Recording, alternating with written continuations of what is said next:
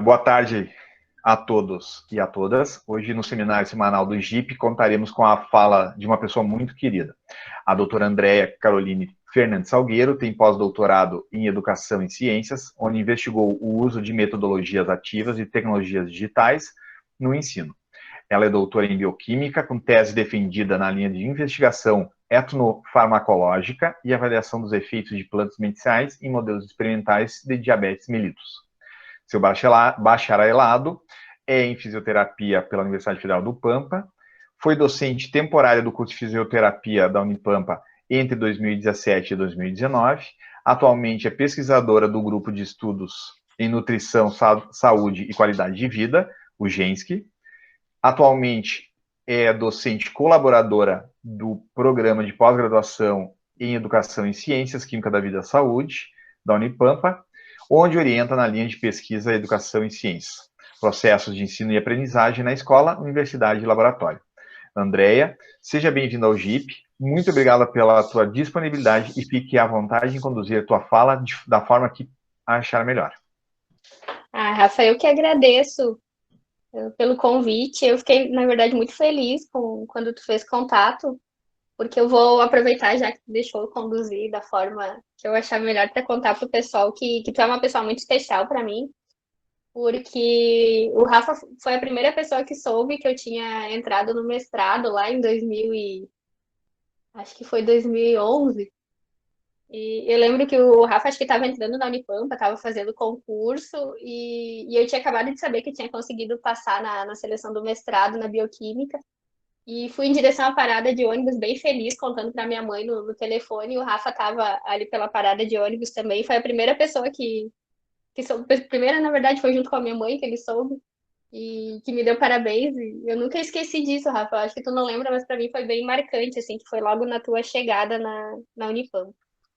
Eu fiquei muito feliz pelo convite, agradeço pela oportunidade, porque para mim sempre é uma oportunidade de aprender. A gente acha que vai ensinar alguma coisa, que tem muito o que falar, mas a oportunidade sempre maior é para aprender. Então, eu gostaria de agradecer ao Rafa e a todos vocês pelo convite. E eu vou conversar um pouquinho sobre algumas generalidades sobre os tipos de pesquisa no ensino. Na verdade, para o pessoal que já está mais adiantado na pós-graduação, para o doutor, está no doutorado, mas para o final do mestrado talvez não tenha muita novidade aqui na nossa conversa, mas eu peço que todos vocês, na medida do possível coloquem suas impressões mais para o final da nossa conversa, para que a gente possa trocar um pouquinho de ideias sobre esse tema, tá? Então, o que eu trago para vocês, na verdade, é bem geral mesmo. Eu, apesar de dizer no título que é para o ensino, eu vou falar um pouquinho de tipos de pesquisa de uma forma mais geral. Eu gostaria de começar falando um pouquinho sobre o conceito de ciência, que talvez já seja conhecido da maioria de vocês. E tem um conceito que eu gosto muito, que é esse que foi resumido pelo Chasson, mas que foi concebido originalmente pelo Chalmers, que fala que a ciência nada mais é do que uma linguagem. Quando eu falo que a ciência é uma linguagem, eu falo que essa linguagem ela tem uma estrutura própria. Toda linguagem tem sua estrutura própria, né? Tem sua gramática, seu estilo. Então, a ciência, segundo Chasson, é uma linguagem construída por homens e por mulheres com o objetivo de interpretar ou de entender o mundo natural. Esse é um conceito que eu acho muito bonito assim e bem abrangente. Por outro lado, Lakatos e Marconi, eles falam também que a ciência é uma sistematização de conhecimentos. E quando eu falo também em sistematização, eu assumo que existe um conjunto de métodos, né? Quando eu falo de uma sistemática, eu falo em conjunto de métodos, proposições que são logicamente correlacionadas sobre o comportamento de certos fenômenos que se deseja estudar. É muito importante que eu pense, quando eu estou falando em ciência, que a ciência ela é, sobretudo, metódica. Não existe nenhuma forma de eu falar ou pensar em ciência sem pensar em métodos que são empregados para que a gente consiga construir essa linguagem, para que a gente consiga entender e interpretar essa linguagem. Então, a ciência ela é metódica, isso é importante para que o que se faz de pesquisa seja validado e possa ser reproduzido por outros pesquisadores em outras partes do Brasil, do mundo. Tem que ser reprodutível, né? Uma das obrigatoriedades da ciência é que tem que ser reprodutível. Se eu fizer uma pesquisa que eu só posso fazer em Uruguaiana, só posso fazer nesse contexto que eu estou fazendo, ela talvez não se encaixe no conceito de ciência. E outra característica bem importante é que a ciência é mutável. Então, a gente não fala na ciência nada com certeza, não existe nenhuma certeza. Todos os fatos que a gente conhece, eles podem, né, a partir do ano que vem, a partir do mês que vem, a partir de amanhã, serem mudados. Não existe uma verdade absoluta. Coisas que até então a gente acreditava que eram conhecimentos fechados, né, conhecimentos imutáveis, a gente tem percebido, principalmente com a evolução das tecnologias e das formas, a evolução dos métodos, tem percebido que são coisas mutáveis, que a verdade de ontem ela não vai ser a verdade de hoje, a verdade de amanhã. Essas são características bem importantes quando a gente pensa em ciência, né? E eu falei para vocês aqui no slide anterior que a ciência é metódica. Quando eu falo que a ciência é metódica, eu estou falando que para eu desenvolver a ciência, eu vou precisar me utilizar de alguns métodos. E existia antigamente alguns pesquisadores que falavam em método científico. Tanto que se vocês forem olhar alguns artigos, tem muitas colocações que falam, foi ensinado para os estudantes de ensino fundamental o método científico, né? Foi investigado conhecimento sobre o método científico, como se existisse um único método científico. Na verdade, vários pesquisadores já manifestaram esse desejo, desejo de existência, né, de um único método científico, um método universal. Porém, a gente sabe que isso não é factível, visto que as diferentes áreas do conhecimento exigem métodos diferentes. Eu não posso aplicar para pesquisas na área do ensino os mesmos métodos que eu aplico para as pesquisas na área das biológicas, né, na área das exatas. Então, hoje em dia, a gente assume que existem diferentes métodos para que a gente consiga chegar ao nosso objetivo final de responder algumas perguntas, algumas inquietações e avançar com conhecimento científico. Então, é muito importante que a gente entenda que na ciência, não existe ciência sem um emprego de método científico e que não existe só um método científico. Claro que método científico, quando eu falo em método científico, eu estou falando em um conjunto, né, de sistemas que a gente usa para desenvolver uma pesquisa. E uma dessas partes de todo esse sistema que envolve o método científico é a caracterização ou classificação da nossa pesquisa científica. Isso é muito comum na área de ensino. Então, por exemplo, vocês vão ler um artigo, uma dissertação, uma tese da área de ensino. É muito comum o primeiro item lá do método, né, do processo metodológico ou dos materiais de métodos, como quiserem chamar, o primeiro item ser caracterização da pesquisa. Aí a gente vai lá e vai ler. E geralmente a pessoa coloca lá, trata-se de uma pesquisa qualitativa, quantitativa, de caráter exploratório, descritivo, explicativo, cunhada na pesquisação, ou baseada em pesquisa bibliográfica. Enfim, existe essa classificação, geralmente é o primeiro item lá da nossa metodologia. E é sobre essa parte que a gente vai conversar um pouquinho hoje. Então, a gente vai tentar, de forma bem generalista, né, navegar um pouquinho sobre os tipos de pesquisas, formas que eu tenho para classificar uma pesquisa científica. E a gente vai, então, tentar fazer, dentro de no máximo 40 minutos, tentar fazer essa caracterização. Então, como que eu classifico uma pesquisa na área de ensino ou não, né? Quanto ao enfoque, ao tipo de abordagem, às formas de pesquisa, aos objetivos de pesquisa e ao meu delineamento experimental. A gente vai ver cada um desses itens e eu já proponho para vocês como um exercício inicial, principalmente o pessoal que está começando nessa carreira, que peguem um lápis e uma caneta e já vá pensando na sua pesquisa e tentando classificar a sua pesquisa dentro dessas características que a gente vai conversar um pouquinho. Então, a gente vai começar aqui pela parte do enfoque. Quando eu falo em enfoque de pesquisa, existem duas classificações que são bem importantes nesse sentido, que é a diferenciação entre a pesquisa básica e a pesquisa aplicada. Então, o que seria pesquisa básica e pesquisa aplicada? Eu gosto muito dessa tirinha que está aqui no lado direito, em cima, que ela consegue resumir perfeitamente o que seria essa caracterização, né, da pesquisa básica e da pesquisa aplicada. Eu vou passar e já volto, que eu vou deixar um pouquinho maior.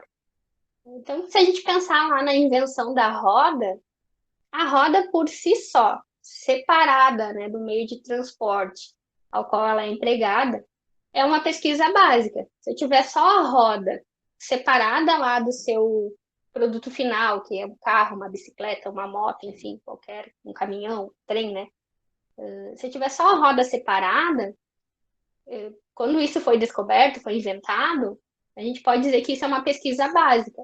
Por que que é uma pesquisa básica? Pesquisa básica, ela é basicamente definida como um conhecimento que foi gerado e que a gente não tem uma aplicação imediata desse conhecimento. Então, a gente não sabe exatamente para que esse conhecimento vai servir. Os conhecimentos que são gerados na pesquisa básica, apesar de falar que eventualmente podem levar a resultados aplicados, eles quase sempre levam a resultados aplicados, né? Mas isso não é feito de forma imediata, não é feito de forma direta. Então, a pesquisa básica ela vai provavelmente evoluir para uma pesquisa aplicada, mas não é feito isso de forma imediata. Já a pesquisa aplicada, ela gera resultados práticos que são visíveis, né? São resultados que têm como intuito resolver alguns problemas ou necessidades que são mais imediatas e costumam ser mais importantes em termos econômicos e de utilidade. Então, aqui no exemplo que eu dei para vocês dessa tirinha, a invenção da roda seria a pesquisa básica. Quando eu penso lá no carro, na moto, na bicicleta, no trem, no caminhão, eu estou falando na aplicação daquela pesquisa básica, né? E nessa tirinha tem muitas pessoas que não entendem a utilidade da pesquisa básica, apesar de no Brasil ser a forma predominante de pesquisa. Então aqui na tirinha a gente tem alguns homens lá da época das cavernas, da pedra, e os dois aqui inventaram a roda, e os outros ficaram lá brigando, falando, né, que bonito. Nós estamos nos matando aqui, empurrando pedras e arrastando animais selvagens, enquanto os senhores se entretêm fazendo coisas que não servem para nada. É uma tirinha que nos explica muito bem, nos deixa muito clara essa diferença. Quando eu falo, pessoal, em pesquisa aplicada, uma característica que eu tenho que ter em mente, que é bem importante, é que ela é diretamente relacionada com inovação. Então, a gente sabe que o Brasil não é um país que tem essa característica, né, de fazer pesquisa aplicada. A gente não desenvolve tecnologia. Raramente tem poucos exemplos no Brasil onde a gente consegue desenvolver, né, fazer pesquisas que acabam se tornando uma tecnologia ou um produto novo. Tanto que nesse ranking aqui, entre 50 países, o Brasil aqui ficou em 47º lugar em inovação. E a inovação é medida por isso, né? Medida por desenvolvimento de produtos, desenvolvimento de tecnologias, registro de patentes. E o Brasil não é, então, o país que faz isso com muita com muito destaque, né? Na verdade, a gente está lá nos últimos lugares em países inovadores. Vocês talvez tenham visto um dos nossos últimos ministros da Educação falar que a pesquisa no Brasil não era importante de ser financiada justamente por isso, porque o Brasil não fazia pesquisa aplicada. O Brasil fazia só pesquisa básica. E é uma ignorância sem tamanho falar isso, porque, na verdade, a pesquisa básica ela é a base para a geração da pesquisa aplicada. E o Brasil só não faz pesquisa aplicada justamente por falta de incentivo, né? A pesquisa básica ela acaba sendo uma pesquisa com um custo menor, uma pesquisa bem mais barata, e a gente já tem uma dificuldade de financiamento mesmo em pesquisa básica, como que, né, o ministro fala que o Brasil não precisa ter financiamento para pesquisa porque a gente não faz aplicado.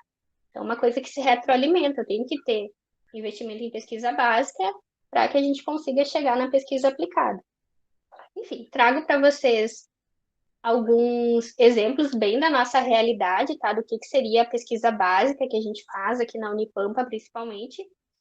Esse artigo aqui foi publicado em 2018, é um artigo que faz parte da minha tese, e é um exemplo muito clássico de pesquisa básica, tá, pessoal? Por que é um exemplo clássico de pesquisa básica? Como é que a gente fez esse trabalho?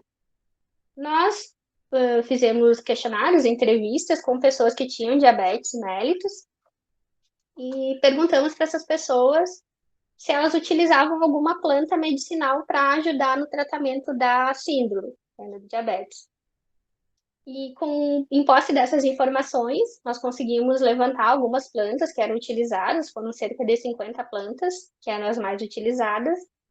Nós fomos para a literatura, né, pesquisamos os compostos químicos que já eram conhecidos nessas plantas, e as duas que apareceram mais, que estão aqui em destaque para vocês, é essa que eu estou com o cursor em cima, que chama pata de vaca, é Bauhinia forficata, conhecida como pata de vaca. Essa aqui da direita é a macela, né, Quirocline satureioides. Então, nós pegamos essas duas plantas que eram as mais utilizadas, fomos para a literatura, fazer uma investigação do que se tinha já de conhecimento sobre os compostos químicos os compostos, né, que eram presentes nessas plantas, principalmente flavonoides. E aí nós fomos para uma análise em sílico, que é uma avaliação computacional. A gente coloca a estrutura desses compostos, desenha, né, essa estrutura desses compostos em alguns programas de computador, e esses programas avaliam pela semelhança dessas estruturas os potenciais farmacológicos que elas poderiam ter. Então, é um trabalho bem básico, foi barato fazer, basicamente foi entrevista e depois a avaliação em sílico, e é um exemplo de uma pesquisa básica, tá? O que seria a aplicação dessa pesquisa? Seria a gente dar continuidade a essa pesquisa, conseguir isolar os compostos que foram promissores, né?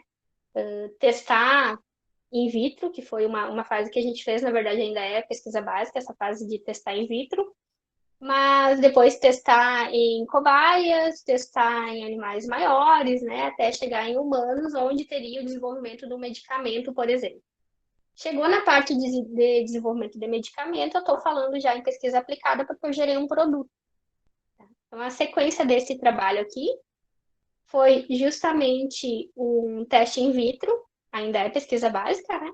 Nós isolamos aqui eritrócitos ou células vermelhas do sangue de doadores voluntários e nós incubamos essas células vermelhas isoladas com glicose para simular uma situação de diabetes e com o chá, primeiramente da pata de vaca, né, da Bauhinia forficata. Então nós incubamos e depois nós avaliamos se nessa situação in vitro tinha alguma proteção, né, dessa planta, desse chá, contra os danos que a glicose produzia lá nos eritrócitos humanos.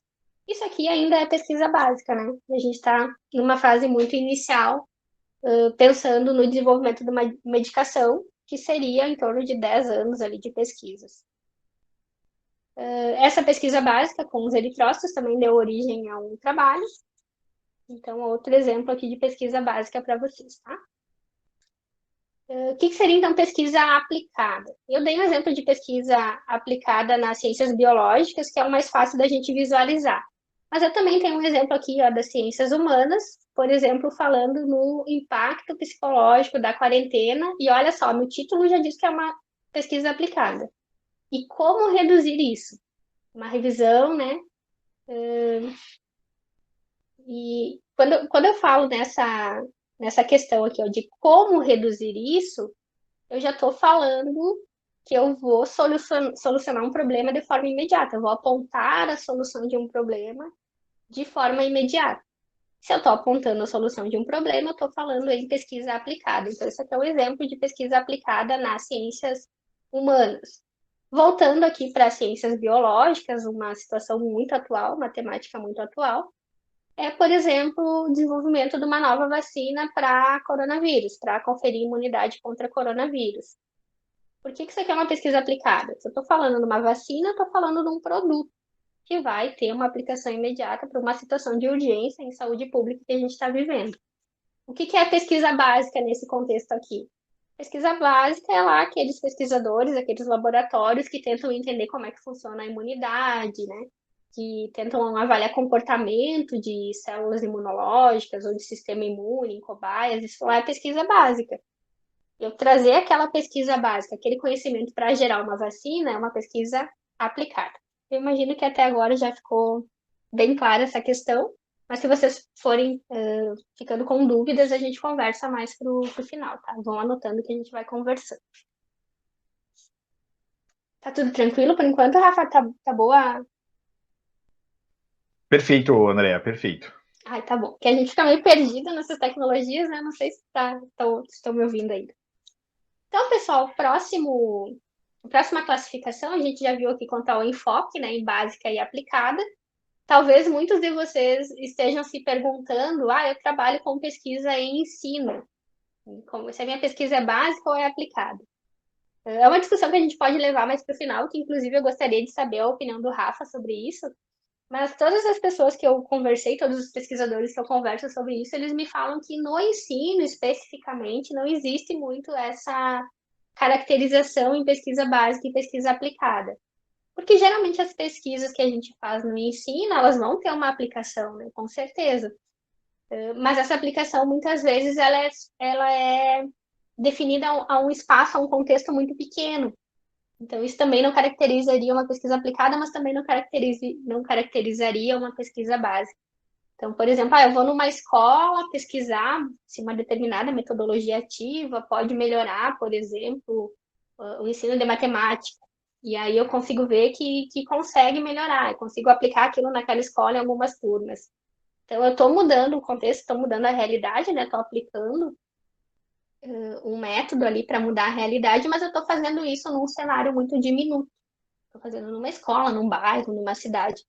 Então, isso também não caracterizaria pesquisa aplicada, mas eu gostaria de conversar com vocês mais no final. Passando aqui um pouquinho adiante, então, eu também posso classificar a minha pesquisa quanto ao tipo de abordagem, sendo ela quantitativa, qualitativa ou mista, que é uma que mistura essas duas características anteriores. Também eu gosto muito de tirinhas, tá? Tem essa aqui que eu gosto bastante, que fala na pesquisa quantitativa. Quando eu falo em pesquisa quantitativa, eu estou falando em números, né? Em análise de números, interpretação a partir de números que eu coletei. E aplicação de testes estatísticos nesses números.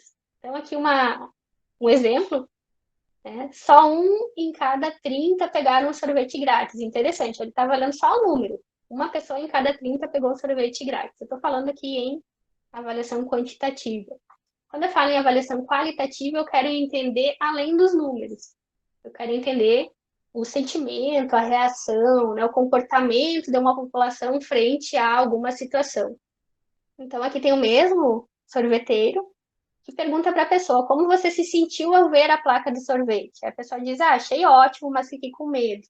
Ele diz, mas por que disso? Porque a pesquisa qualitativa ela tenta entender o fenômeno, compreender o fenômeno a partir da interpretação de sentimentos e de comportamentos, que é o que a gente faz mais na área do ensino, né? A pesquisa quantitativa ela é mais característica das ciências biológicas, das ciências exatas. No ensino, o que a gente pode ver também é uma pesquisa mista, que tem uma abordagem lá quali-quant ou quanti-quali, da forma que vocês quiserem colocar a ordem. Então, conforme a abordagem, pesquisas quantitativas aqui têm como característica que os seus resultados, eles são mensurados e expressos numericamente. Uma característica muito importante da pesquisa quantitativa é que esses números aqui que eu vou coletar lá na minha pesquisa, eles vão ser tratados por métodos estatísticos.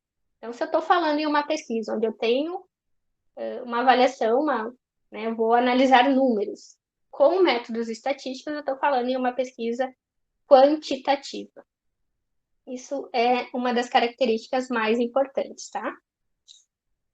Tem esse quadrinho aqui embaixo também que fala que tem caráter objetivo e se caracteriza pelo uso da estatística aplicada para análise dos dados. O pesquisador não interfere, isso é bem importante, né? Não interfere nos resultados porque não vai ser ele que vai avaliar o resultado. Vai ser um software, um programa de análise estatística. E esses resultados, então, eles são aferidos numericamente. Essa é a característica principal de uma pesquisa quantitativa. Trago para vocês aqui um exemplo daquele mesmo trabalho lá dos eritrócitos, né, das células vermelhas. Olha aqui, ó, ele foi analisado por análise de variância com post-hoc de Dunnett num software de análise estatística chamado Graphpad Prisma. Os resultados que eu tenho são expressos numericamente. Eu tenho por característica, olha esses asteriscos aqui em cima, ó, característica ou apontamento de semelhanças ou diferenças que são estatisticamente significativas. Então, aqui eu posso ver que as células que foram expostas lá à glicose sem o chá, só a célula com a glicose, ela tinha um dano tecidual maior quando comparado com a célula do grupo que foi tratado com o chá também. Então, esse outro exemplo aqui da direita também é a mesma leitura que eu faço. É muito importante, eu vou ter resultado numérico, eu vou ter esse apontamento aqui de semelhanças ou diferenças que são estatisticamente significativas. Quando eu falo em pesquisa qualitativa, eu não vou me apegar a variáveis numéricas. Isso é muito importante. Então, quando eu falo em pesquisa qualitativa, os dados são coletados no contexto natural onde eles ocorrem, as interações sociais onde eles ocorrem. Então, eu vou na escola, eu vou em uma determinada turma com o professor de uma determinada componente curricular, eu vou coletar os dados lá naquele contexto. Ou eu vou trabalhar com um grupo de professores, um grupo de estudantes, só que eu vou lá naquele contexto, eu não vou trazer eles para o meu laboratório. Os dados são analisados diretamente pelo pesquisador, eu não vou ter um programa que faça isso para mim, mesmo que tenha alguns softwares que me ajudem a fazer. Por exemplo, tem um NVivo lá para ajudar a fazer análise de conteúdo, tudo bem. Mas não é ele que vai fazer para ti. Tu vai fazer utilizando ele de apoio lá para facilitar teu trabalho. Então, os dados são analisados pelo pesquisador, tanto, né, mais comumente aqui no nosso programa, o pessoal usa análise de conteúdo, análise textual discursiva. A pesquisa qualitativa ela é focada, então, no universo de significados, motivos, aspirações, crenças, valores, atitudes. E a análise qualitativa, na verdade, ela é mais profunda nesse sentido quando eu penso, né, quando eu penso numa comparação com a análise quantitativa. Exemplo, eu trago aqui esse artigo que trabalhou com avaliando as práticas pedagógicas de professores de educação física. Então, aqui o quadrinho mostrando que a análise qualitativa tem esse caráter subjetivo. O pesquisador é quem interpreta os dados e o pesquisador é quem dá um juízo de valor para aqueles dados. E olha só como é colocado aqui o resultado. Eu não tenho aquele gráfico, né, aquele número, aquele asterisco me indicando se é estatisticamente significativo ou não. Então, aqui eu tenho um exemplo. De acordo com a fala dos professores, percebe-se que os sentimentos são perdidos, assustados, né? Sentimentos que são reverberados e justificativas relacionadas aos saberes do processo formativo. Então, tem toda uma interpretação daquele sentimento, daquela conduta, daquele contexto, daquele sujeito. É muito diferente da minha análise quantitativa, né? Onde a interpretação ela é mais seca. Tipo, foi estatisticamente significativo ou não foi? O que isso pode significar? Mas sem que eu faça muitas inferências fora desse contexto. A análise qualitativa, ela me permite essas inferências fora do meu contexto lá. É muito importante que a gente fique atento, pessoal, que quando eu falo em análise qualitativa, eu estou falando em uma análise que é aberta a múltiplas interpretações. O que quer dizer isso? Se eu der para vocês um conjunto de dados numéricos para que vocês avaliem, né? Com o mesmo teste estatístico, utilizando o mesmo software que eu utilizei, o resultado que vocês vão ter vão ser exatamente os mesmos. Tá? Se eu mandar para vocês ou mandar para um pesquisador fora do país, um conjunto de dados numéricos, o tipo de teste que eu usei, o software que eu usei, a pessoa vai colocar aqueles dados lá, ela vai ter exatamente o mesmo resultado. Por outro lado, se eu der para vocês um conjunto de dados qualitativos, por exemplo, o resultado de algumas entrevistas, e eu disser para vocês que eu analisei por análise textual discursiva, eu dar para vocês fazerem o mesmo, os dados que a gente vai ter, os resultados que a gente vai ter, eles vão ser possivelmente bem diferentes, porque existe muito esse viés da interpretação. Então, os dados qualitativos, eles são abertos a múltiplas interpretações, porque quem está fazendo aquela interpretação é o pesquisador. Então, isso é uma característica bem importante. Na sequência, pessoal, já falamos um pouquinho, então, sobre a classificação quanto ao enfoque em básica e aplicada. Na classificação quanto ao tipo de abordagem, né, em quantitativa, qualitativa, mista, eu não trouxe um slide só disso, mas é basicamente a junção dessas duas características. E agora a gente vai pensar um pouquinho na classificação quanto às formas de pesquisa. Então, quanto às formas de pesquisa, eu posso pensar em pesquisas experimentais, pesquisas não experimentais, aqui entra a maioria das pesquisas da área do ensino, e pesquisas ex post facto, que eu já vou explicar para vocês um pouquinho do que trata esse tipo de pesquisa, tá? Então, pessoal, quando eu falo em pesquisa experimental, eu estou falando de uma pesquisa que tem por característica mais importante a manipulação e o controle de variáveis. Então, pense em um laboratório de pesquisa. Eu vou falar um pouquinho mais adiante sobre isso, mas pense em um laboratório de pesquisa que utilize cobaias, por exemplo, utiliza ratos. Esses animais, essas cobaias, elas vão estar submetidas a um controle muito rigoroso de muitas variáveis, desde o tempo que elas vão ficar dormindo, o tempo que o gabinete vai ficar com a luz apagada, o tempo que vai ficar com a luz ligada, a temperatura do ambiente, a umidade do ambiente, quantidade de ração, composição da ração. Então, eu tenho um controle de variáveis. Ah, eu vou testar uma medicação, eu vou ter uma dose de medicação, eu vou ter o horário que essas cobaias vão receber essa medicação. Então, existe uma série de controles, né? Por exemplo, quando eu analiso o comportamento de alguma cobaia após a aplicação de uma nova medicação. Quando eu falo em pesquisa não experimental, e eu falei que aqui é mais comum na área do ensino, eu estou falando de uma pesquisa onde vão ser observados fenômenos. Exemplo, comportamento do macaco prego por meio da observação de sua rotina na natureza.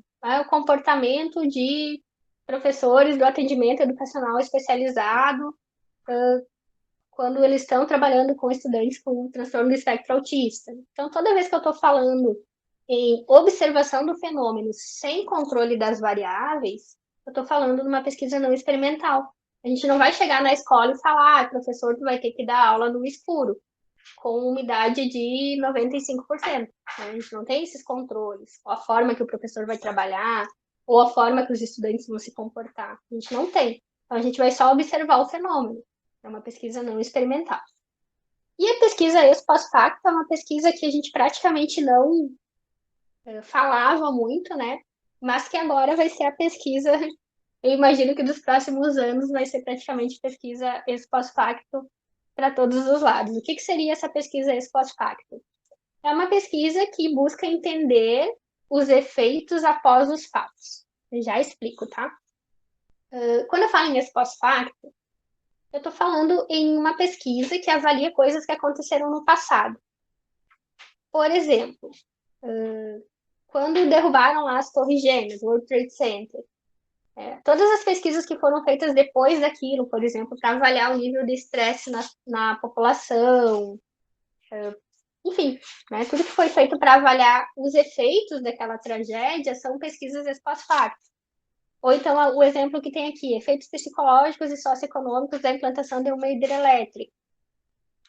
Por que eu falo que a gente vai ver bastante dessas pesquisas aqui pelos próximos anos? A gente está vivendo um momento social, econômico, político, um momento no ensino que nunca foi vivido antes, né? A gente está vivendo essa situação de isolamento social, nunca, até então, eu tinha conhecimento de ter ficado um ano inteiro letivo sem aulas, e todas as questões econômicas que a gente está passando, sociais. E tudo que for feito para analisar os efeitos, né, dessa situação são pesquisas ex post facto. Então, quando voltar nossa vida normal, voltar ano letivo, tudo que vocês forem lá na escola investigar sobre como que os professores se viraram durante a situação do isolamento, como que foram as aulas mediadas por tecnologia digital, quais os anseios dos professores, as dificuldades. Então, tudo que for feito a partir dessa situação é pesquisa ex post facto. E a gente nunca tinha ouvido falar, mas agora é provavelmente o que vai aparecer bastante, tá? Então, é bem interessante que a gente pense que a pesquisa ex post facto, ela estabelece as relações de causa e efeito, mas ela faz o caminho contrário da pesquisa, porque a gente observa lá, por meio dos dados que se tem, a gente vai observar as consequências. Geralmente a gente faz uma pesquisa e avalia os dados. Na ex post facto, a gente avalia os dados para tentar determinar as consequências. Dando sequência, pessoal, e eu acho que eu já estou me encaminhando para o final, eu posso classificar as minhas pesquisas também conforme os objetivos de pesquisa. E o mais comum, não existe só isso, tá? Mas o mais comum é que a gente classifique em exploratória, descritiva ou explicativa. Qual que é a característica de cada uma delas? A pesquisa exploratória, isso é bem importante, o pessoal do ensino, quando eu sou banca, eu vejo que é bem comum errar nessa questão aqui de classificação de pesquisa exploratória. Então, geralmente o pessoal coloca, trata-se de uma pesquisa qualitativa de cunho exploratório. Aí a gente vai ver sobre o que é a pesquisa, sobre, sei lá, metodologia da problematização, enfim, alguma metodologia conhecida ou uma situação conhecida. E toda vez que eu estiver falando, né, em investigação sobre matemática que já é conhecida, eu não posso falar que é uma pesquisa exploratória. Porque uma pesquisa exploratória, ela tem por característica o estudo de um assunto pouco explorado, justamente, né, no intuito de proporcionar uma visão geral do fato. Um fato que a gente não conhece muito, então a gente vai fazer uma pesquisa exploratória. Então, de acordo com o Gil, aqui pesquisas exploratórias têm como principal finalidade desenvolver, esclarecer, modificar conceitos e ideias, tendo em vista a formulação de problemas precisos ou hipóteses pesquisáveis para assuntos posteriores. Então, vocês vão ver que a pesquisa exploratória é tão importante no sentido de conhecer uma situação nova, que para eu fazer uma pesquisa exploratória, eu não preciso nem ter uma hipótese. Eu desconheço tanto aquela situação que eu não tenho capacidade nem de formular uma hipótese. Aí eu vou fazer uma pesquisa exploratória para conhecer essa situação que até então eu desconhecia e a partir disso eu vou conseguir formular as minhas hipóteses. Então cuidem, tá? Para não classificar as pesquisas de vocês de forma errada como exploratória.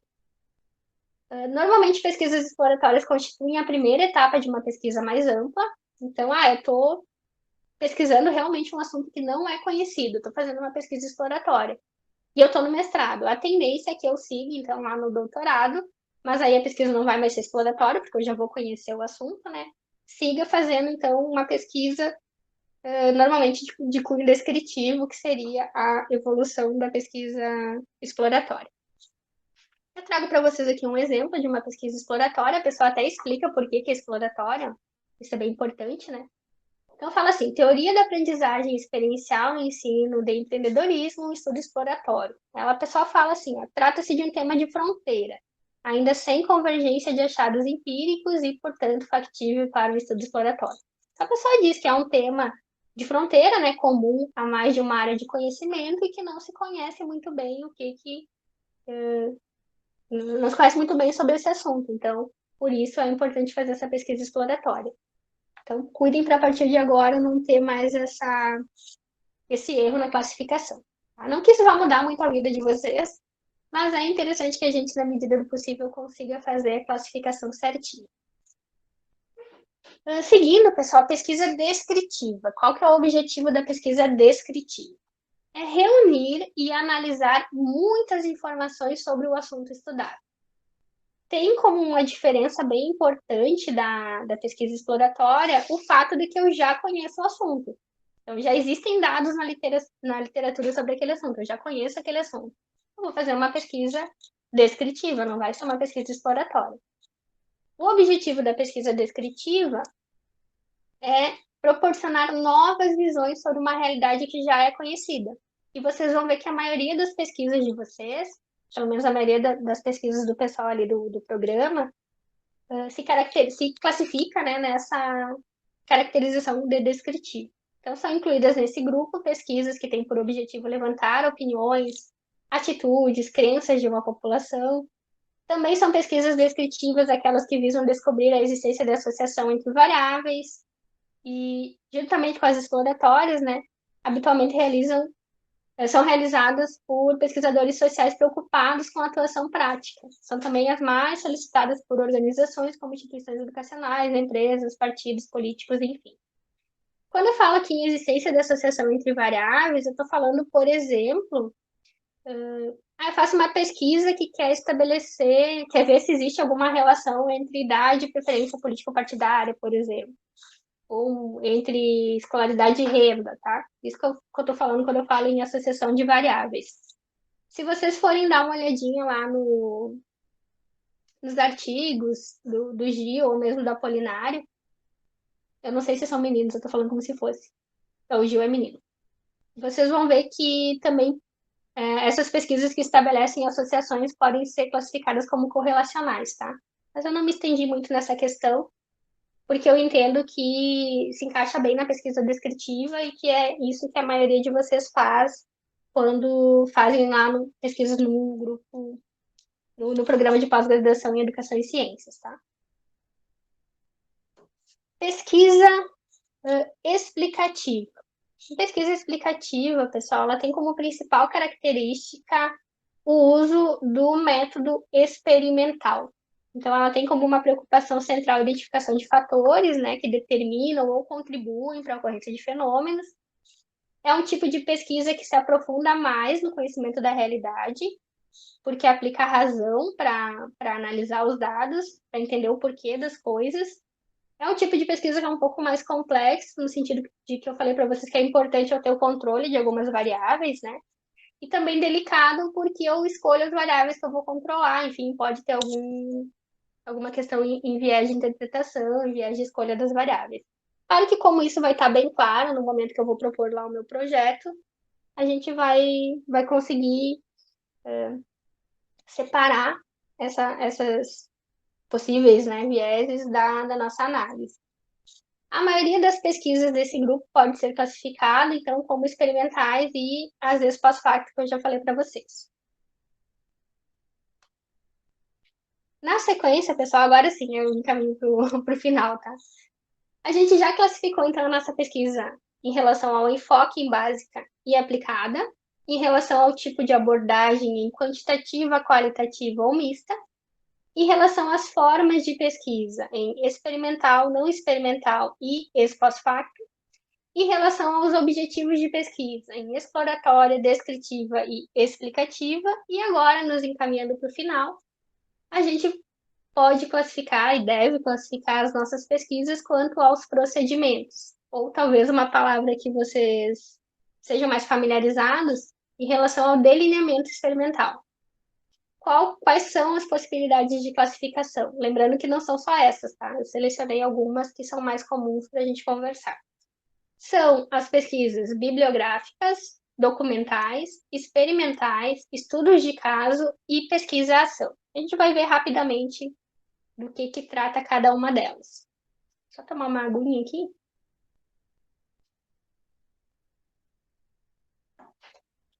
Então, pessoal, quando eu falo em relação aos procedimentos, a gente consegue delimitar dois grandes grupos em relação ao delineamento experimental.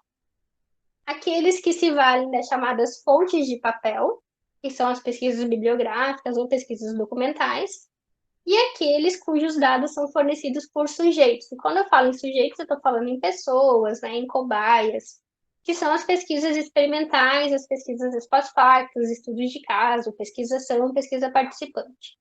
Então, são classificações mais gerais, tá? Pesquisa bibliográfica. Qual que caracteriza uma pesquisa bibliográfica? É muito importante que a gente entenda que a pesquisa bibliográfica ela perpassa todo o cronograma de pesquisa. Então, eu estou fazendo um estudo de caso, estou fazendo uma pesquisação, estou fazendo uma pesquisa experimental, qualquer pesquisa que eu faça, todo mundo que fez projeto de pesquisa sabe que lá no cronograma o primeiro item que a gente coloca lá é revisão de literatura, né? Quando eu falo que eu estou fazendo revisão de literatura, eu estou fazendo uma pesquisa bibliográfica. Então, para qualquer uma das pesquisas, a pesquisa bibliográfica ela vai ser obrigatoriamente parte. Toda vez que eu construir o meu referencial teórico, eu estou falando que eu estou fazendo uma pesquisa bibliográfica. Porém, existe a pesquisa bibliográfica pura, que ela é desenvolvida a partir da análise de um material já elaborado, constituído principalmente, né, de livros, teses, artigos científicos. Exemplos comuns de pesquisa bibliográfica pura são as revisões sistemáticas, as revisões narrativas e as meta-análises, né, que são as revisões das revisões. Então, o que tem por grande característica assim, a pesquisa bibliográfica? Para eu dizer que eu estou fazendo uma pesquisa bibliográfica, eu preciso colocar lá nos meus métodos, informar para o meu leitor quais as bases de dados que eu utilizei E aí, se eu estiver falando em ciências biológicas, vocês podem ter lá que a pessoa procurou no Science Direct, procurou no, sei lá, essas bases mais internacionais, assim. Procurou no Google Acadêmico, que seja, né? Artigos sobre tal assunto, sobre Covid-19. Tá? Então, a pessoa vai ter que informar onde ela procurou. O pessoal da área de ensino geralmente usa bases de dados específicas da área de ensino, né? Então, o pessoal usa lá o Microsoft Academic, usa o ERIC, o próprio Science Direct tem bastante coisa. Pensando numa base de dados em português, tem o Educa. Enfim, a pessoa informa qual que é a base de dados que ela utilizou. A pessoa informa o período de tempo que ela pesquisou. Então, nessas bases de dados, nós pesquisamos artigos de 2015 e 2020. A pessoa tem que informar como que ela avaliou a qualidade metodológica dos trabalhos que ela incluiu. Então, foram selecionados apenas trabalhos de revistas A1 a 2, ou então foi utilizada uma escala para avaliar a qualidade dos trabalhos. Tem que informar essas características, né, quando eu estou falando em pesquisa bibliográfica pura. Eu tenho um exemplo aqui para vocês. Ó. Estimulação elétrica funcional na reabilitação de membro superior de pacientes de pós-acidente vascular encefálico, revisão sistemática. Aí olha só lá no método. Foi realizada uma revisão sistemática de ensaios clínicos randomizados. Olha aqui, informa qual que é a base de dados. Science Direct, Medline, Pedro. A qualidade metodológica foi avaliada através de uma escala.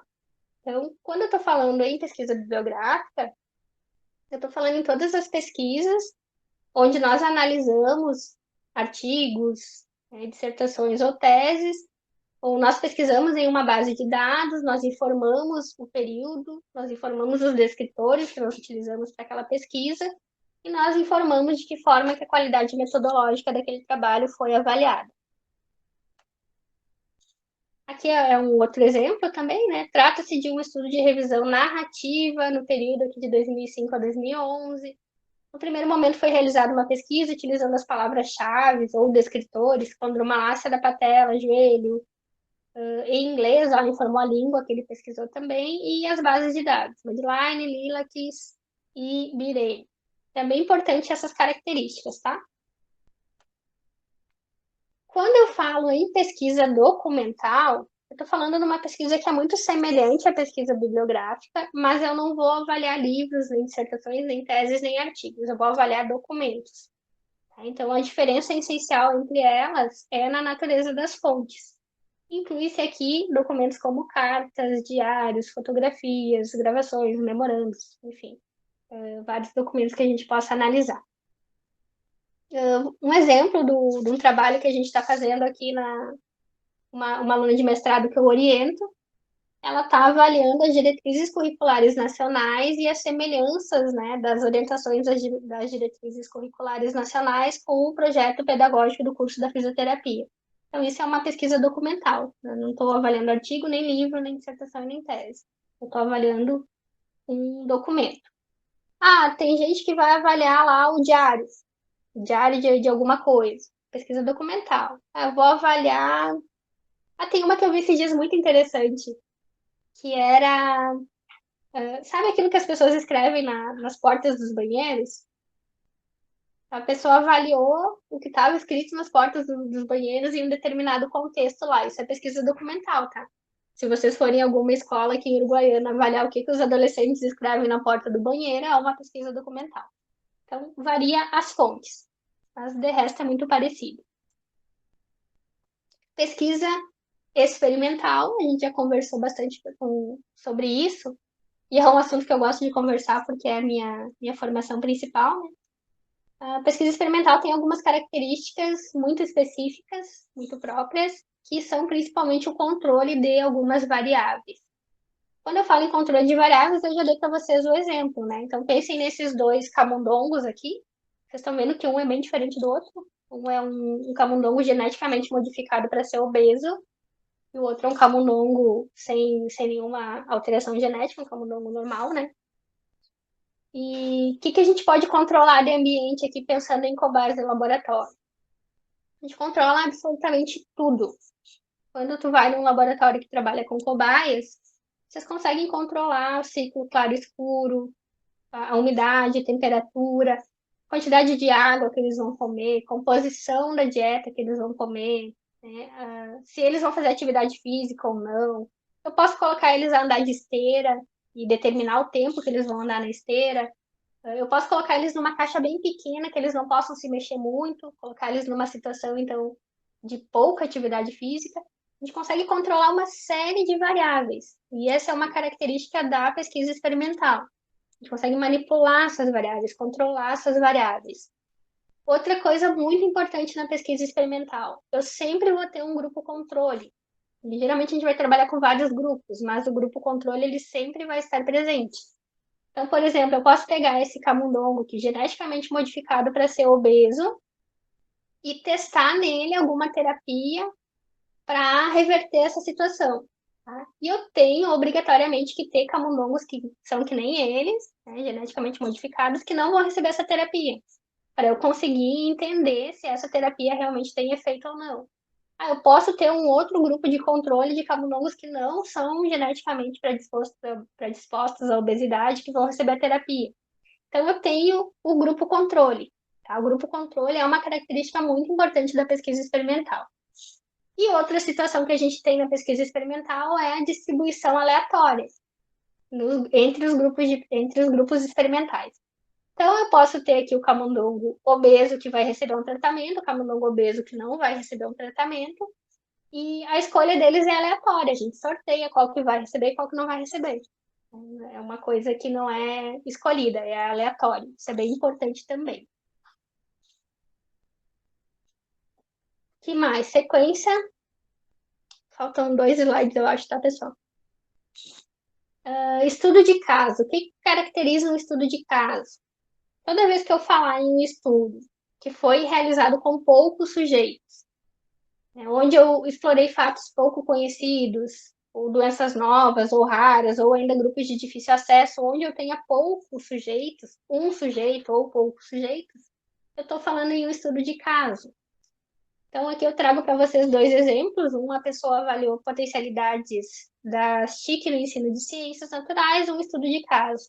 Ela fez com uma turma, se eu não me engano. Estudo de caso, alunos básicos, isso. Então, ela fez o estudo de caso com uma turma. São poucas pessoas, é um estudo de caso. Se fizesse com mais de uma turma, já não seria estudo de caso, tá?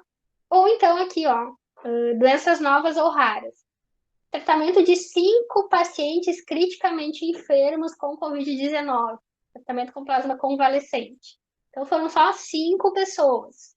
Uma doença nova, poucos sujeitos, eu estou falando em estudo de caso. Eu fiz um trabalho na minha escola lá com um estudante que tem uma síndrome rara. E é só ele que tem aqui no Goiânia. Isso justifica eu fazer um estudo de caso.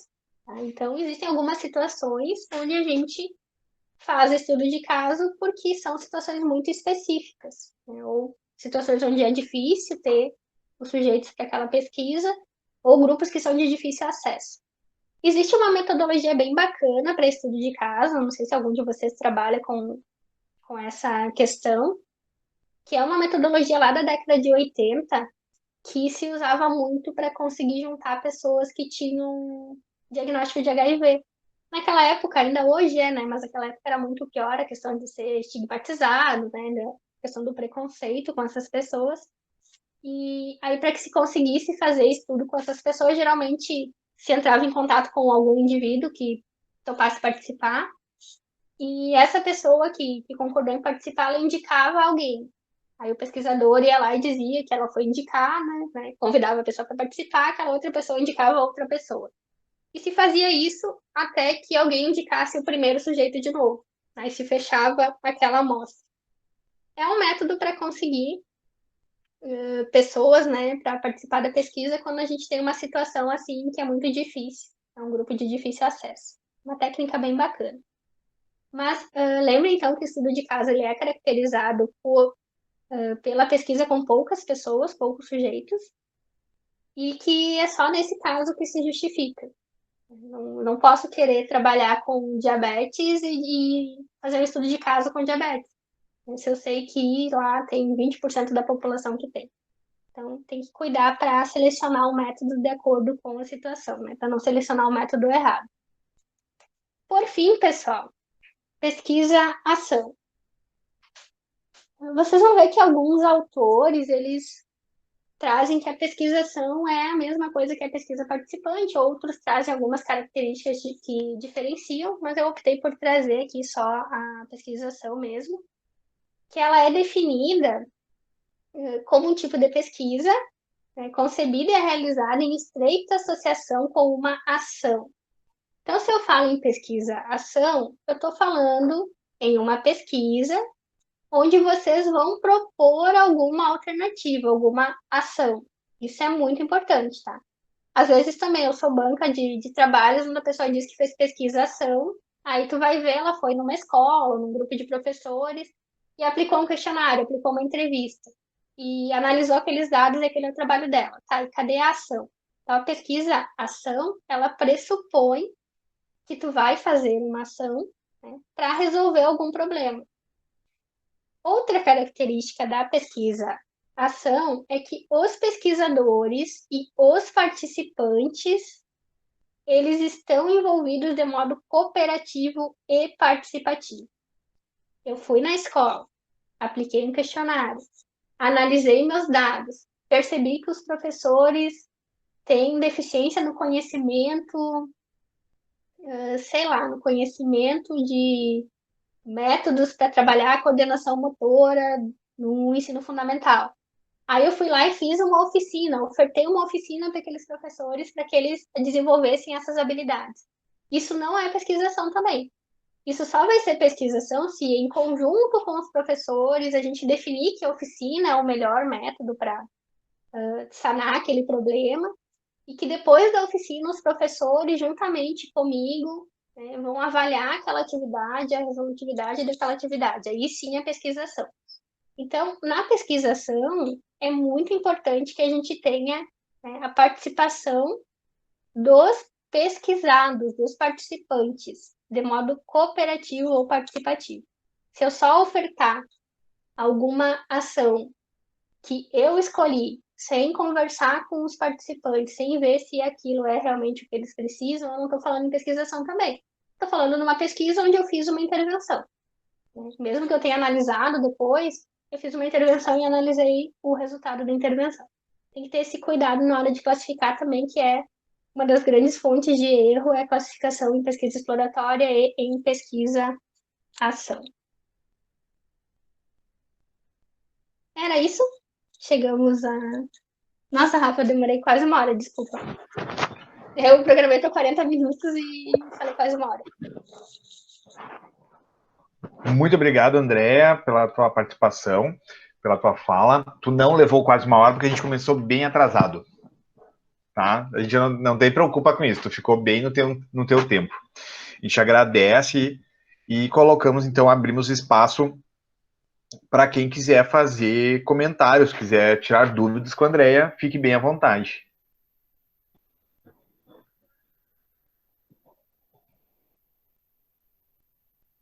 Alguém?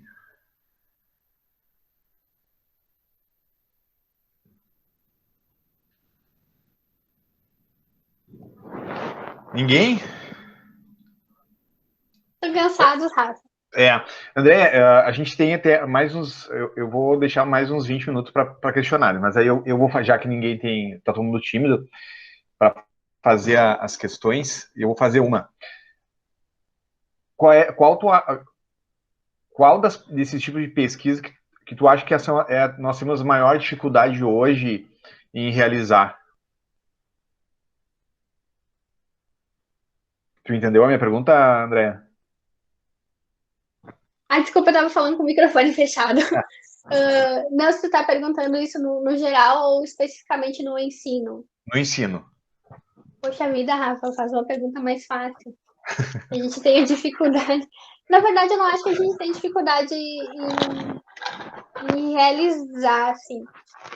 Pensando na situação bem atual, eu acho que a gente está num momento. Eu não sei como é no grupo de vocês, tá? Pensando como é no nosso grupo aqui. em um momento onde as pessoas que a gente costuma ter como sujeitos de pesquisa estão cansadas de participar das nossas pesquisas. Por que eu digo isso? Quando a gente chegou na Unipampa, que eu cheguei em 2006, e desde 2006 eu entrei nessa vida de fazer pesquisa, né? Parece que todas as propostas que a gente fazia e levava para as escolas, elas causavam grande empolgação e eram muito bem recebidas, os professores participavam. Se era questionário, eles respondiam questionário, né? Se era entrevista, respondiam, participavam de formações. E agora me parece assim que eles estão cansados. É muito difícil a gente conseguir um número bom de pessoas que participem de entrevistas, que respondam questionários, que participem das formações depois. Então, eu vejo mais dificuldade nesse sentido, não em fazer, né, um tipo específico de pesquisa, mas em ter sujeitos que ainda tenham essa vontade de participar. Eu não sei se o que a gente está ofertando no entendimento deles não está ajudando, eu não sei a causa disso, mas é o que eu tenho visto com mais dificuldade. Eu não sei como está sendo no teu grupo isso. A gente também tem essas dificuldades, né? Outra pergunta que eu tenho é, por exemplo, trabalhando nessas dificuldades, tu acha que hoje é mais difícil a gente conseguir trabalhar em entrar na sala de aula com os professores para fazer a pesquisa ou fazer as pesquisas com os professores? Eu acho que está mais difícil, Rafa, mas é bem achismo, tá? Eu não tenho dados que Sim. suportem as minhas afirmações. Tá mais difícil entrar na sala de aula. Eu acho que isso também vem um pouco da política de governo, essa questão toda de parecer que as pessoas estão sendo vigiadas o tempo todo. Eu vejo que está muito difícil a entrada do pesquisador na sala de aula. E antes a gente tinha a experiência contrária, era muito fácil entrar na sala de aula e era pior também nesse sentido, porque os professores nos deixavam entrar nas salas de aula e eles aproveitavam esses momentos para fazer outras coisas. Eles não estavam errados, né? Porque a gente sabe que são sobrecarregados. Mas aí deixavam o pesquisador com os estudantes lá na sala de aula, e iam para a sala dos professores, iam fazer outras coisas. Mas é verdade, Carol, tá todo mundo muito sobrecarregado. Eu penso por mim, né? Quando eu recebo um questionário para responder, se é um questionário comprido, eu já nem respondo. Mas pensando nessa questão de entrar na sala de aula, eu falo isso porque eu acho que um pouco a política de governo está levando a isso. A gente vive num momento em que, por mais que não seja aberto, o professor não é livre para fazer o que quer nessa sala de aula, né? Ninguém é livre para fazer nada. A gente não tem mais a liberdade que a gente até então tinha, todo mundo se sente vigiado. E eu percebo que essas pesquisas também na experiência que a gente está tendo, quando tem que entrar na sala de aula, está sendo um pouco mais difícil. Sim. Alguém gostaria de fazer algum comentário, alguma sugestão? Fique, por favor, fique bem à vontade. E Andréia, como é que tu vê a questão do retorno para as escolas das pesquisas? Olha, eu vejo que a gente está sempre tentando dar o retorno da mesma forma. A gente sempre quer dar o retorno a partir de alguma formação muito específica, alguma palestra, e eu acho que o que está faltando é o acompanhamento. Eu vejo isso nas pesquisas que eu oriento, tá? Não estou falando que o pessoal que eu oriento está fazendo certo, não. A gente não está conseguindo acompanhar. E eu entendo o lado do estudante também, né? A pessoa vai fazer a sua pesquisa, vai escrever a sua dissertação, a sua tese, mas a gente não está conseguindo dar sequência ao acompanhamento. Eu proponho que o professor utilize experimentação para auxiliar no ensino de ciências. Aí eu vou lá na escola, eu faço um curso com os professores e faço o curso com o estudante e eu deixo aquilo lá, eu esqueço, eu não acompanho mais. Eu acho que a nossa falha, enquanto pesquisadores, né, ou enquanto universidade, que deveria dar um retorno para a sociedade, um retorno para as escolas, a gente está pecando, está falhando nessa questão de acompanhar. A gente vai lá e faz alguma intervenção, colhe nossos dados, oferta alguma formação e nunca mais volta. Eu percebo que essa é a nossa falha, assim, no geral. Não vejo ninguém acompanhando, né, ao longo do tempo isso. Andréia, nós temos uma pergunta pelo chat. A Nathalie Suelen, ela está sem microfone, e aí ela fez a seguinte pergunta. Fiquei analisando ao longo da apresentação em relação à minha pesquisa, que é basicamente oficinas de formação de professores. E como está definida a minha pesquisa? Onde meus orientadores me guiaram nessas definições, então, como a minha é qual e quant, gostaria de que falasse um pouco sobre o uso de duas formas de abordagem de pesquisa. Ela usa as duas formas em conjunto, e se isso é comum em ocorrer na área de ensino. Nathalie, é comum sim. Tá? Ou o pessoal usa qualitativa ou usa quali-quant. Então, dificilmente a gente vê puramente quantitativa no ensino, mas existe também. Quando a gente avalia lá ENAD, Prova Brasil, né, o PISA, são pesquisas na área de ensino que são puramente quantitativas.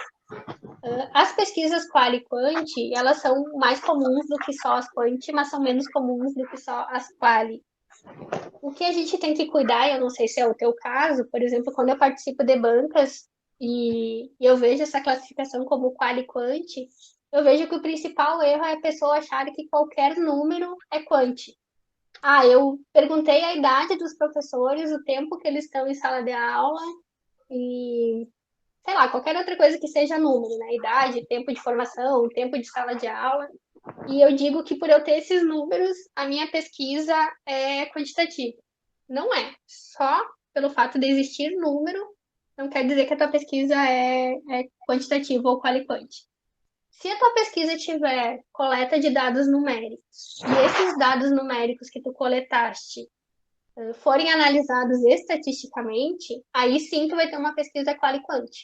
Então tem que ter esse cuidado, tá? Existe, mas tem que cuidar para eu ver se a minha pesquisa vai utilizar alguma análise estatística, vai ter algum tratamento daqueles números.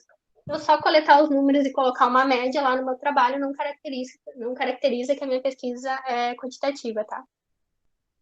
Não sei se sanei tua número, tua dúvida. Isso. Tem que dar uma cuidada nessa questão. Alguém mais gostaria de fazer algum comentário, alguma sugestão, alguma pergunta para André?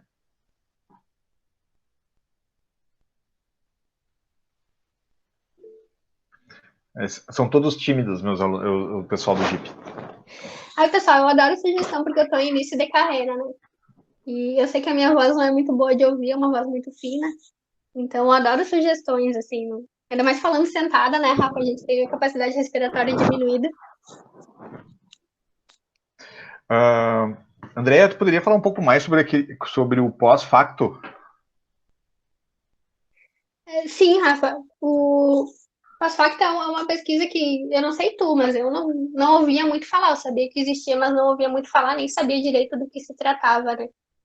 E agora eu estive avaliando alguns projetos que estava aparecendo bastante essa questão de pós-facto, e eu vejo que vai ser um futuro as nossas pesquisas futuras, tudo que tratar, né, dos efeitos de isolamento social, efeitos psicológicos da pandemia, enfim, todas elas vão se encaixar nessa questão de ex pós-facto.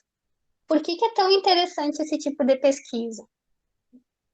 Existem vários pesquisadores dizendo que essa não vai ser a primeira pandemia da nossa geração, né? Mesmo que até agora tenha sido a primeira, não vai ficar só nisso, não vai ser a primeira. A gente vive num momento bem delicado em relação aos cuidados, né, com o meio ambiente, os nossos hábitos de vida, que estão favorecendo com que essas situações aconteçam e provavelmente elas vão acontecer de forma mais frequente agora.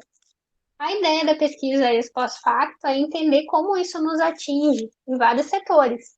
Eu posso fazer em qualquer área pesquisas que vão tentar entender como que isso está nos atingindo. E a ideia é que, se isso acontecer novamente, a gente já esteja mais preparado para enfrentar essas situações.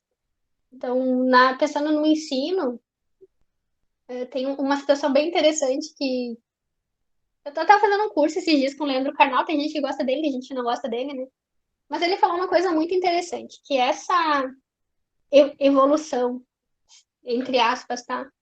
Que a gente está tendo no ensino, utilizando tecnologias digitais para fazer mediação entre professor e estudante, e que a gente está tendo agora de forma obrigatória, ninguém foi preparado para isso, ninguém sabia fazer isso, quase ninguém sabia fazer isso.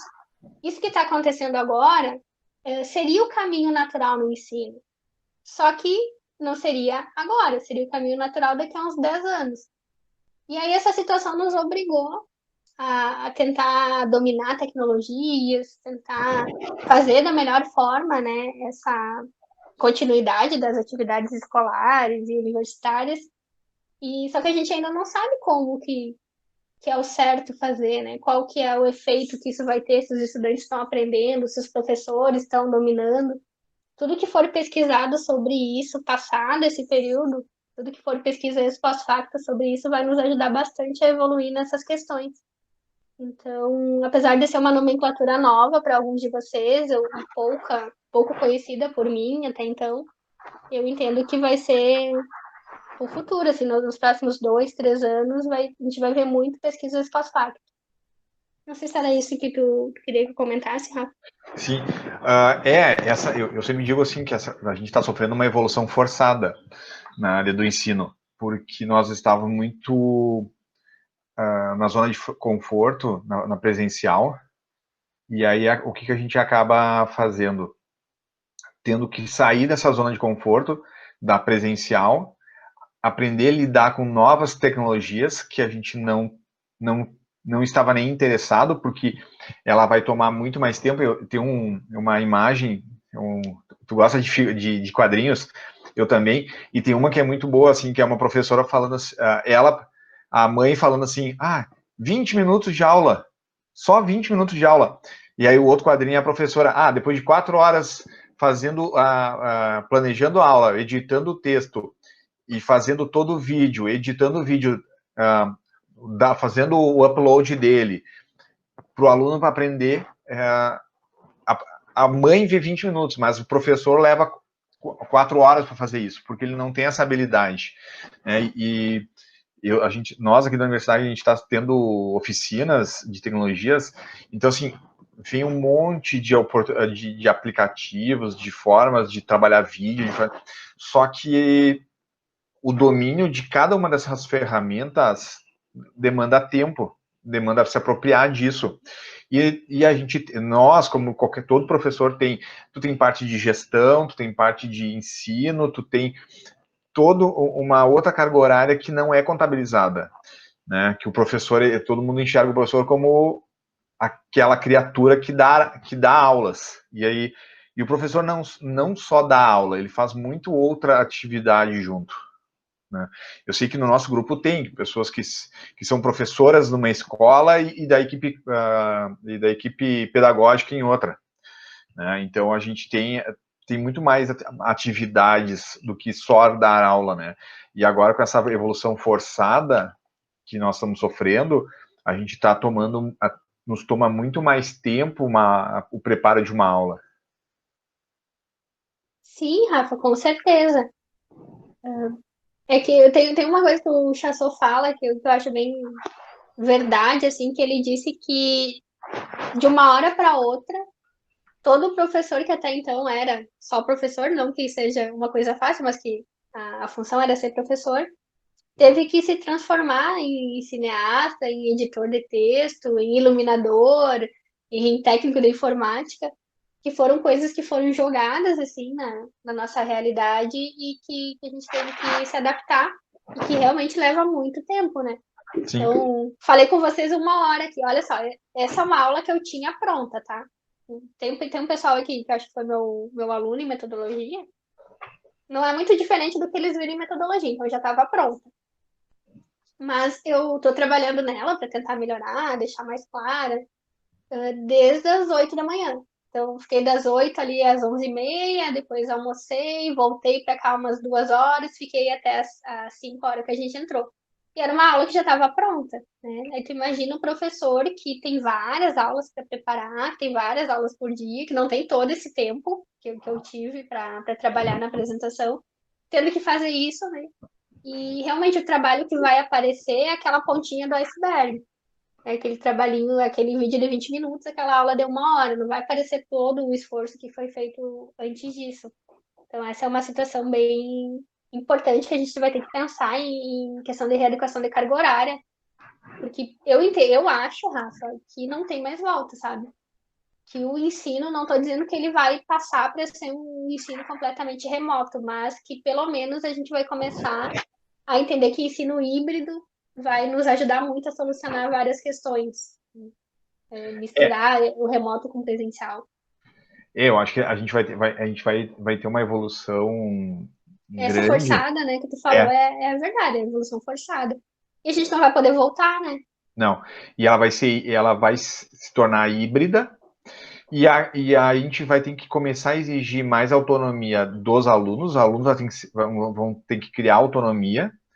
E o professor vai ter que começar a dominar mais atividades de softwares, aplicativos, Aham, né? Porque se tu olhar as universidades que são EAD, elas têm todo um estúdio preparado, é. onde o professor vai lá dar a aula dele, mas tem um cara, uma pessoa que vai filmar, tem uma pessoa que vai orientar, né, vai editar o vídeo, vai tudo. Enquanto que os professores da rede pública e da rede privada também, do ensino médio, ensino fundamental, eles são o estúdio, a casa deles é o É. estúdio, eles são os cameramen, eles são os editores, né? Então, isso vai ter que ser reavaliado também, né? É uma realidade completamente diferente. Eu te falei que eu estou fazendo essa especialização e são videoaulas normais, tá? É a pessoa sentadinha na frente do computador gravando aula e passando slide, tudo bem. Aí eu fiz esses dias um curso na PUC, talvez algum de vocês tenham feito, era um curso que estavam divulgando bastante com o Leandro Carnal e acho que é a Luísa Helena Trajano, lá do Magazine Luiza lá. E eu me inscrevi no curso e fui assistir as aulas. Rafa, é uma produção. Não é uma aula dessas que a gente grava, né? Uma aula que um professor de escola vai ter condição, mesmo um professor universitário normal vai ter condições de fazer. Era um estúdio preparado, toda uma edição daquela aula, uma edição profissional. Digamos que o professor lá falou sobre sei lá, Aristóteles, tá? Aí a aula é parada, abre um quadro do lado dele explicando Aristóteles quando nasceu, quando morreu, o que ele fazia. Então tem toda uma edição, assim, eles têm uma estrutura preparada porque eles já vem fazendo isso há muitos anos. A gente foi jogado nisso, né? Mas na minha opinião, quando tu me fala assim, o que que a gente poderia estar fazendo e a gente não está fazendo. Todo mundo sabia que a gente estava se encaminhando para um momento onde seria necessário o domínio das tecnologias digitais para a gente seguir a vida, né? Mesmo sem ninguém ter ideia de que a gente viveria uma pandemia. Todo mundo sabia que era importante dominar a tecnologia digital. E o que que a gente fez para preparar os professores? O que que a gente fez de grande, assim? No meu grupo lá ofertava um curso aqui e outro ali, mas o que que a gente fez de grande para ajudar? Então, tem essas falhas que também são nossas enquanto instituição que eu acho que a gente deveria reconhecer, né? Para tentar melhorar, principalmente o nosso papel social, tentar melhorar o nosso papel social. Sim. Não, a gente tem que talvez até repensar a formação dos licenciados. Perfeito, Inserir, exatamente. inserir disciplinas de comunicação também, né? Exatamente. Porque a gente faz isso. Eu estava pensando nisso essa semana, porque vários alunos de ciência e natureza saem e abrem cursinhos, né? Nós não Uhum. temos nenhuma disciplina de empreendedorismo, não temos nenhuma disciplina no curso de licenciatura de administração, né? Porque eles estão abrindo cursinhos, estão trabalhando. E aí eles não têm ideia de como é que é o profissional, porque a gente aprende a dar aula, né? E a gente ensina a dar aula. Exatamente. Vocês ainda aprendem a dar aula, né? Se tu vai pegar um bacharel que foi para a carreira universitária, tipo eu, assim, ninguém ensinou nada da aula. Ninguém ensinou nada de didática, esses negócios que o pessoal da licenciatura aprende. É pior ainda. Mas eu concordo contigo que um professor, né, um curso de licenciatura deveria preparar, né, assim, é indispensável preparar para domínio das tecnologias digitais. Porque existem diversas tecnologias todo dia. Nossa, eu tô com uns, sei lá, uns 8 programas diferentes aqui para reunião virtual e todo dia aparece algum que eu não conheço também. Então, imagina a pessoa que nem tinha acesso a isso antes, né? A gente já conhecia algumas coisas antes, mas tem gente que não tinha acesso a isso nem antes. E o estudante ele vai ter que dominar.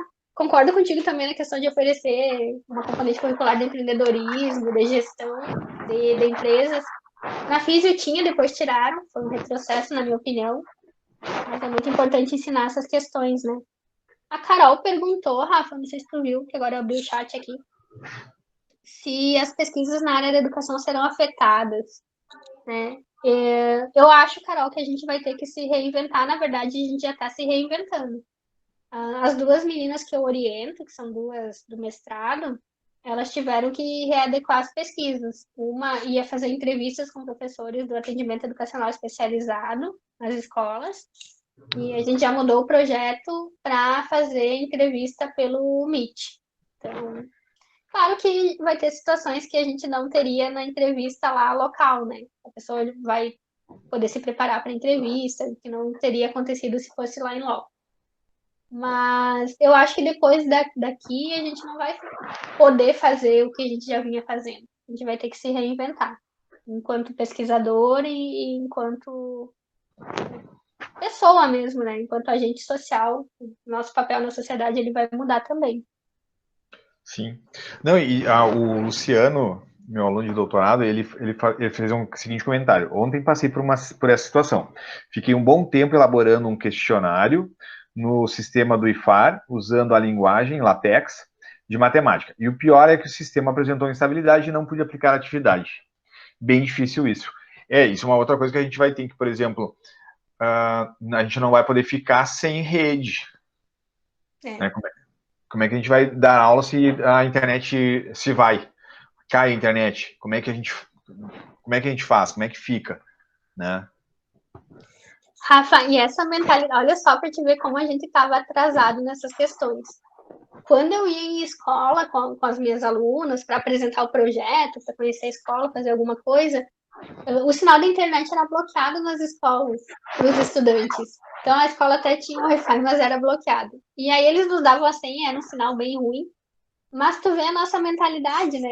Eu gosto de tirinha, depois se tu puder, tu me passa aquela que tu comentou. Eu vi uma tirinha do estudante falando assim que não pode celular na aula, mas não podia celular na aula, mas agora pode aula no celular. Então nós mesmos podamos que os estudantes pudessem utilizar essas tecnologias e agora a gente está obrigando a utilizar. Nossa rede não é boa no Brasil, dificilmente a gente tem uma rede de internet boa. Nas escolas a rede é pior ainda. Então tem várias situações que vão ter que ser sanadas. Então tá, André, muito obrigado. Já são 6h30, o pessoal já está entrando, já tem que ir para a aula da professora Raquel, né? Então, por isso que a gente já até mudou o nosso horário também, a gente adiantou para 5 horas, né? Para não ter esse problema e ter mais tempo para a gente poder fazer discussões e conversar. Te agradeço muito, fiquei muito emocionado com a tua lembrança do quando tu passou no mestrado, e eu me lembro dessa cena. Eu me lembro a gente estava ali, eu tenho a memória, conseguiu trazer de volta essa memória para mim. Eu fiquei muito feliz, fiquei bem emocionado, assim, que faz o quê? 9 anos. 9 anos, né? E ficou marcado em ti um gesto para mim que é tão simples, né? Nossa, ficou muito marcado, nunca mais esqueci. Toda vez que falava no Rafael, eu lembrava daquela cena. Até hoje, né, Rafa? Toda vez que falo, eu lembro. Então, muito obrigado, André, pela tua participação. Fico muito feliz. Todo mundo que tem falado ali pelo chat ou me chamado assim, que teve que sair, dizendo que foi maravilhosa a tua fala, que tá todo mundo bem feliz, que mexeu muito com eles, fez eles repensarem suas próprias pesquisas. Né? Então, se tu quiser fazer uma fala final, fica à vontade. Na verdade, Rafa, eu quero só agradecer pela oportunidade. Depois, quando tu me convidou, eu pensei, poxa vida, o que será que eu poderia trazer que eles já não saibam, né? Às vezes a gente fica falando coisas que todo mundo já sabe. E espero que tenha servido para alguém, mesmo que seja aquela curiosidade em rever essas questões na nossa pesquisa, só para ver se está bem, se está mal. Mas eu agradeço muito, Rafa, pela oportunidade, tá? Fiquei muito feliz. E só desejar bom final de semana para vocês. Então tá, muito obrigado, né? Bom final de semana a todos e a todas. Espero que tu participe mais vezes do nosso grupo. Nós estamos aprendendo a trabalhar no ensino, a gente está aprendendo. Eu acho que a gente aprende todo dia um pouquinho, né? Eu acho que esse é o nosso objetivo aqui, é compartilhar conhecimento, né?